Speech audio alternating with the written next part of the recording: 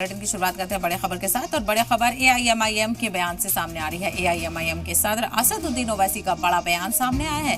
मुसलमान नहीं, उन पर हमला करने वाले शिद्दत पसंद। ओवैसी हिजाब दाढ़ी टोपी देखकर मॉब लिंचिंग करने वाले शिद्दत पसंद है। मस्जिदों और मदरसों को लेकर भी बयान दिया और सरकार की पॉलिसी पर भी सवाल उठाए। तो मस्जिदों और मदरसों को लेकर असदुद्दीन ओवैसी ने बयान दिया। उन्होंने कहा कि सरकार की पॉलिसीज भी गलत हैं।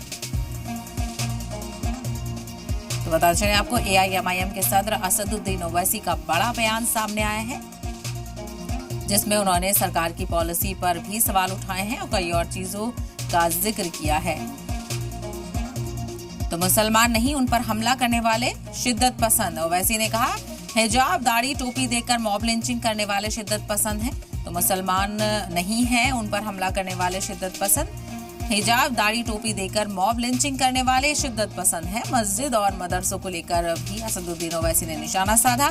सरकार की पॉलिसी पर भी असदुद्दीन ओवैसी ने सवाल उठाया। उन्होंने कहा कि शिद्दत पसंद कौन है। ओवैसी का बड़ा बयान इसको लेकर आया। उन्होंने कहा कि मुसलमान नहीं है हमला करने वाले, और जो हिजाब दाढ़ी टोपी देखकर मॉब लिंचिंग करते हैं वो शिद्दत पसंद है। जो मस्जिदों में जाकर एहतिकाफ करते वो रेडिकलाइज हो जा रहे हैं। ये हुकूमतें कह रही हैं। अरे दीन पे चलना रेडिकलाइजेशन कहाँ है? रेडिकलाइज वो लोग हैं जो निकाब देखकर बच्चों को मारते हैं।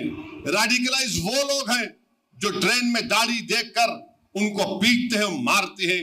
रेडिकलाइज वो लोग हैं जो मॉब लिंचिंग करते हैं।